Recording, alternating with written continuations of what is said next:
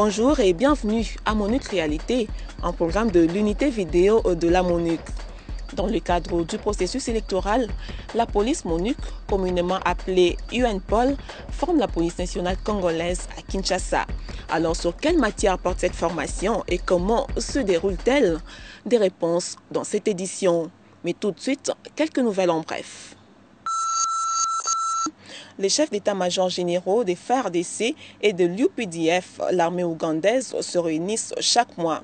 C'est pour évaluer les opérations menées par les FARDC avec l'appui de la MONUC. Opération visant à neutraliser les éléments résiduels de la LRA errant dans le district du Haut-Ouélé en province orientale. Autre nouvelle, c'est l'arrivée à Kinshasa de l'administrateur du PNUD.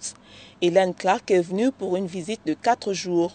Son séjour s'inscrit dans le cadre de l'appui du PNUD au processus de reconstruction de la République démocratique du Congo. Obviously, we want to be very closely aligned with the government's poverty reduction strategy, with particular emphasis on meeting the MDGs. And I note that in areas like women's health, there is a huge amount of progress to be made. At this time, on the measurement we have, Democratic Republic of Congo would not be on track to meet any of the MDGs, although some with a big push perhaps could be achieved by 2015.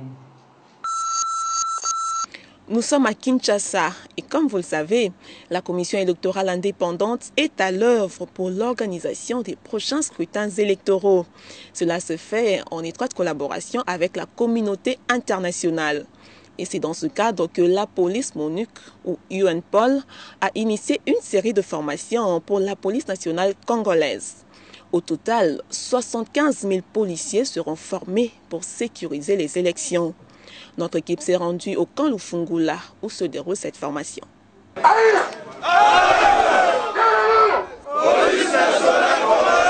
Ici, nous sommes au camp Lufungula avec 800 membres de la police nationale congolaise en pleine formation spécialement pour les semaines électorales.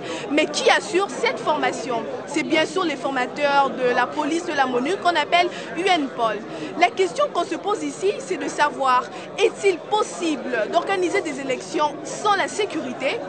On va essayer de trouver la réponse dans ce reportage.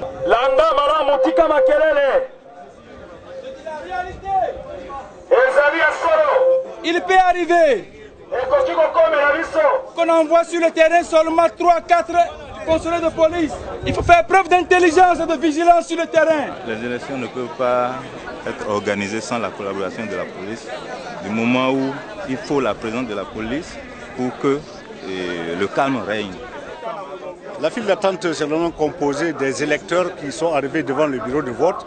Ils se mettent en ligne, en rang, sous les instructions des policiers qui garantissent l'ordre et le respect d'arrivée pour ne pas perturber l'ordre d'arrivée des électeurs. Votre carte. Oui, passez. Et les policiers sont arrivés déjà très tôt le matin avant les électeurs. Ils sont déjà disposés, comme vous le voyez là, pour accueillir les électeurs et leur permettre d'aller voter tranquillement en toute sécurité. Maintenant, s'il y a des gens qui viennent, les fauteurs de troubles, pour semer des troubles sur le terrain, ils sont là pour intervenir.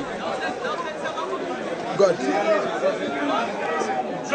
Jésus. Suspect.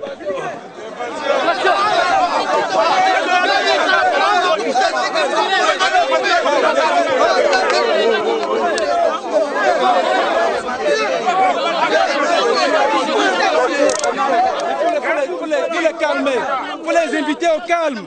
Ils doivent passer tous. Ndenge bozo sala escorte oyo, boza ko sala ngo ezali ya makolo. Bozo tambusa ba agent ya sei bazana ba kit électoral. Il peut arriver que na nzela tangu bozo kende, boko kutana na ba manifestants ou bien batu auti libanda alingi akota na dispositif na bino po ya ko agresser batu oyo.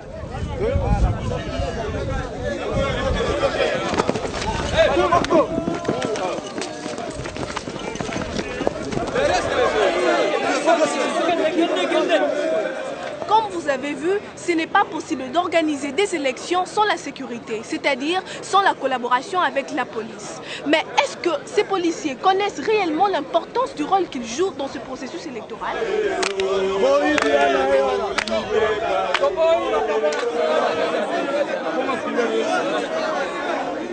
Parce que les manifestants sont là, pour, n'est-ce pas, donc ils ne sont pas contents de la manière dont le vote s'est passé. Ils ont dit que leur candidat n'est pas gagnant et ils font tout pour saquer.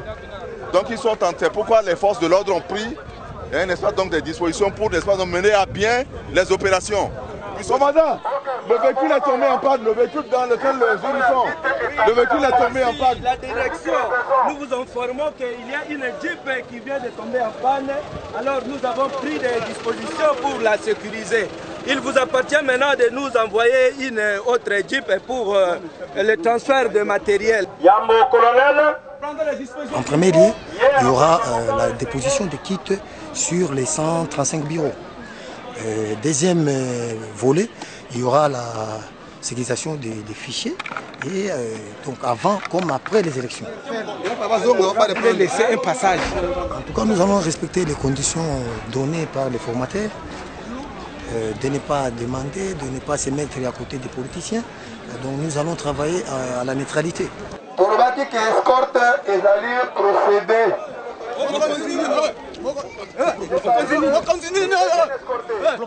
Les policiers se sont montrés un peu énergiques dans leur intervention, mais bon, je crois que progressivement ils vont comprendre, parce que lorsque nous étions en train de donner les cours, nous leur avions expliqué qu'ils sont en démocratie et qu'en démocratie c'est le respect strict des droits de l'homme.